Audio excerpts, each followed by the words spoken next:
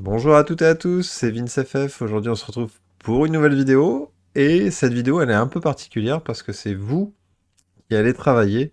Je vous demande de me répondre en commentaire sur grosso modo ce que vous feriez si vous étiez à ma place. Donc là, je vous demande d'être un VinceFF. Désolé, hein, c'est pas forcément une position évidente. Non, je déconne, ça devrait aller.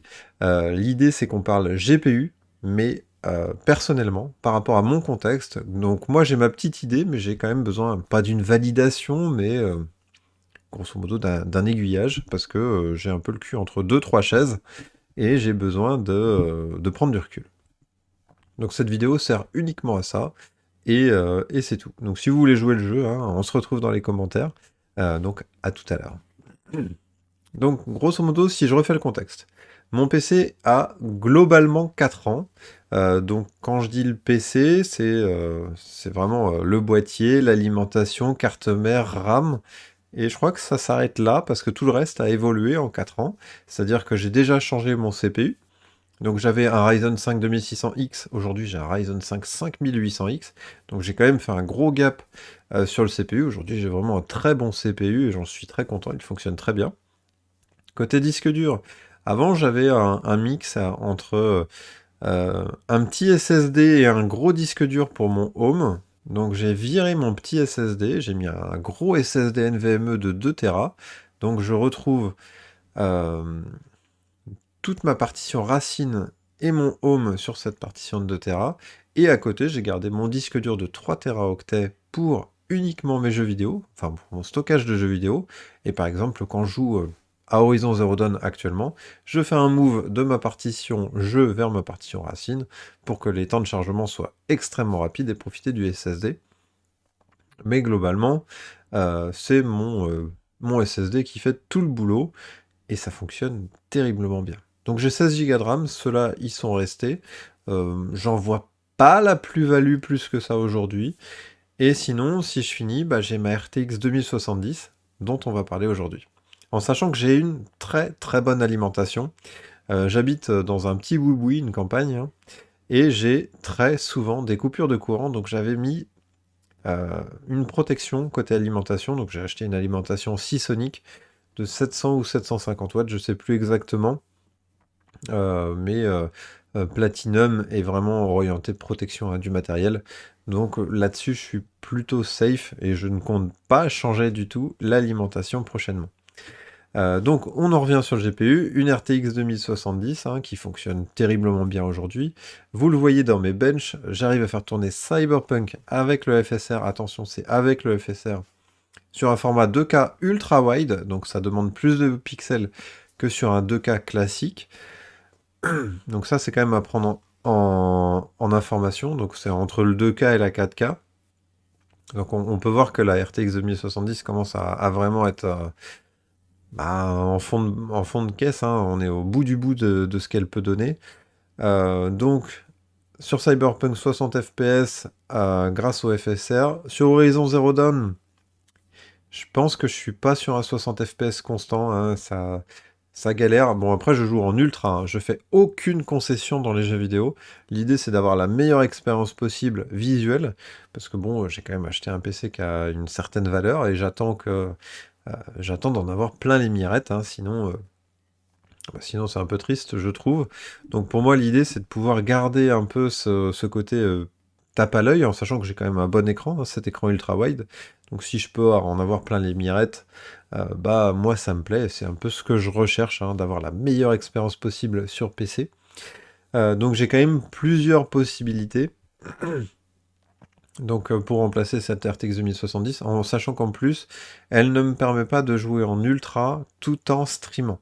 C'est-à-dire qu'à chaque fois, il faut que je fasse des concessions, soit revenir sur un format Full HD et streamer, soit utiliser une carte d'acquisition externe, mais même avec ça, ça galère. Et pourtant, j'utilise NVENC. Donc si j'avais pas NVENC, je pense qu'il n'y aurait même pas de stream possible, ce serait galère. Et c'est tout.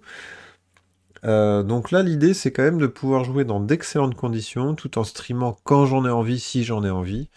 Euh, donc voilà, c'est tout. C'est de pouvoir être libre, en avoir plein les mirettes, profiter tout simplement, sans concession.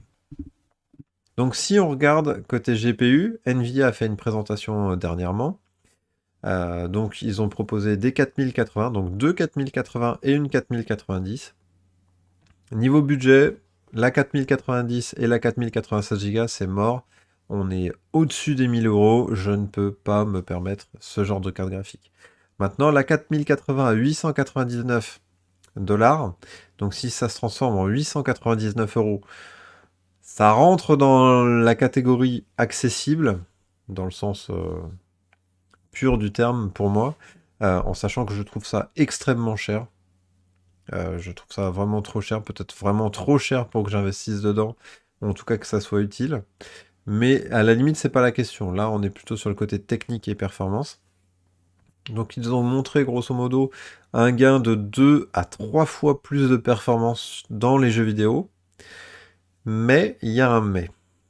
Toutes les informations qu'ils ont données, c'est en utilisant le DLSS 3. Donc c'est le format DLSS qui permet finalement, un peu comme ce que propose le FSR, c'est-à-dire on a une image compressée qui est décompressée en live, donc ça permet d'avoir de meilleures performances avec une carte graphique un peu en deçà. Donc ça a un avantage certain, sauf que sur Linux, moi qui utilise à 100% Linux, le DLSS a mis énormément de temps à arriver dans certains jeux, et pour la majorité des jeux, vous ne l'aurez pas sur Linux. Et de l'autre côté, vous avez le FSR sur quasiment tous les jeux, donc c'est quand même un vrai problème pour moi. Aujourd'hui, on a le DLSS sur Cyberpunk, mais si je regarde tous les autres jeux, j'ai pas beaucoup le DLSS, en tout cas, le DLSS ne m'est pas proposé souvent. Et ça, c'est un truc qui me dérange, parce que du coup, si j'achète une belle carte graphique 4080, la version 12 Go, je sais que c'est potentiellement une 4070 rebadgée, mais peu importe, à la limite, c'est pas grave. Mais grosso modo, si j'achète une belle carte graphique qui a des performances de rêve, mais que sur Linux, je ne les ai pas et qu'il faut que je remigre sur Windows pour les avoir, ça ne me convient pas et ça ne m'intéresse pas du tout. Donc c'est aussi pour ça que j'ai regardé du côté de AMD. Enfin, si je reste chez Nvidia, potentiellement je pourrais me diriger vers une 3080, une 3080 Ti, qui finalement fait grosso modo le taf. Ça veut dire que j'aurai 2 fois plus de performance qu'avec ma 2070 actuelle. Ouais, c'est 2 fois, 2 fois et demi plus de performance, ce qui est plutôt intéressant. Mais la 4080 proposait d'être encore 2 fois plus puissant qu'une 3080 Ti, donc on arrivait sur des performances 4 fois supérieures à ce que propose une 2070 actuelle, en sachant que, grosso modo, une 3080 Ti, bah, c'est le même prix qu'une 4080. Si la conversion dollar-euro est respectée sans ajouter une taxe en plus. Donc ça, c'est pas sûr du tout, mais vu que beaucoup ont ronchonné sur les prix d'NVIDIA, peut-être qu'ils feront un effort dessus, on verra bien. De l'autre côté, du coup, côté AMD, on n'a pas beaucoup d'infos sur les RX 7000. La seule chose qu'on sait, c'est qu'on a 50% de performance de plus qu'une RDNA 2 si on regarde le ratio efficacité performance watt. Donc ça, c'est plutôt cool. Pardon. C'est plutôt cool parce que on revient d'une belle canicule, on va pas se mentir. Il a fait 42-43 degrés en Bretagne. Ça a bien piqué, en sachant que dans mon petit boui-boui, donc je suis dans les combles, il a fait 42-43 dans mon bureau, plus mon PC qui se chauffait. Si je peux avoir un ratio performance watt pas trop dégueu, on va dire que c'est pas une obligation, mais ça m'arrangerait légèrement en été. Mais ça reste que c'est pas une obligation et c'est plutôt un bonus plutôt qu'autre chose. Euh, du coup, du coup, si on fait le comparo, on pourrait s'attendre à 50% de performance de plus, donc ce qui peut être assez impressionnant. Ça veut dire que si je prends une 7950 ou une 7800 XT, on va se retrouver sur les mêmes comparatifs que ce qu'a proposé Nvidia, donc des cartes graphiques 3 à 4 fois supérieures à ce que ma 2070 peut me proposer. Mais l'espérance, c'est que ce soit sans le DLSS et que ce soit focus, même si c'est focus FSR, en sachant que le FSR est compatible sur Linux, à la limite ça me dérangerait moins. Ce qui me dérange un peu, c'est qu'il est moins efficace, donc je suis très pressé qu'il soit devenu un peu mieux. Donc voilà, c'est un peu la question que j'ai en tête, en sachant que j'utilise DaVinci Resolve, et DaVinci Resolve est vraiment bien mieux compatible avec NVIDIA plutôt qu'AMD. NVENC, je m'en sers pour toutes les vidéos, ça me permet de compresser vachement le format. Euh, et ça me permet de potentiellement streamer en même temps que jouer, même si ma 2070 aujourd'hui est trop faible pour pouvoir être compatible. Je sais qu'on a VA API qui permettent grosso modo de faire la même chose, mais je sais pas de niveau performance si on est équivalent ou si on est un peu en deçà ou si on est complètement en deçà. Je sais qu'aujourd'hui, enfin, moi ce que j'ai en tête, c'est qu'AMD est pas au point hein, sur tous ces aspects-là, DLSS, FSR, VA API versus enfin, et RTX versus ce que propose Nvidia. Donc à voir. Mais en sachant qu'aujourd'hui, clairement, si on prend la base Linux, AMD est quand même bien plus compatible que Nvidia, hein. Il n'y a pas besoin de pilote propriétaire, tout est déjà intégré dans la plupart des distributions Linux récentes. Donc, par exemple, si je reste sur Ubuntu, Fedora et consorts, ma carte graphique AMD, peu importe laquelle je prends, elle devrait être compatible avec la majorité des distributions. Il y a juste Debian qui reste un peu en retrait, mais bon, c'est un peu logique.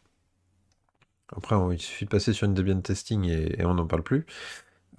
Mais voilà. Après, du coup, si je regarde côté prix, si AMD fait le même move que Nvidia, on va se retrouver avec des cartes graphiques qui vont coûter très très cher. Et c'est là où je me pose la question, est-ce que ça vaudrait pas le coup de prendre le coût COUT, hein, de prendre une 6950 XT, en sachant que par exemple si je regarde Deal Labs tous les jours, potentiellement on peut s'attendre à une 6950 XT pour 750 euros, 800 euros très prochainement, ou en tout cas même potentiellement aujourd'hui. Et en sachant que la 750 XT, bah enfin la 6950 XT, me permet d'avoir le double de performance que ma RTX 2070, et elle va tenir facilement 4 ans, quoi. Ça c'est clair. Vu ce que arrive à me donner la 2070, si j'ai le double de performance avec une 69 XT, ça va, je suis large, je suis même très très large. Donc ça m'irait très très bien.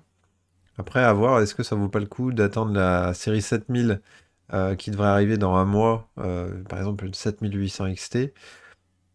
Franchement, je sais pas. Et donc, du coup, c'est pour ça que je vous pose la question. Vous, vous en pensez quoi? Est-ce qu'il vaut mieux basculer sur une 6950 XT ou attendre un petit peu encore?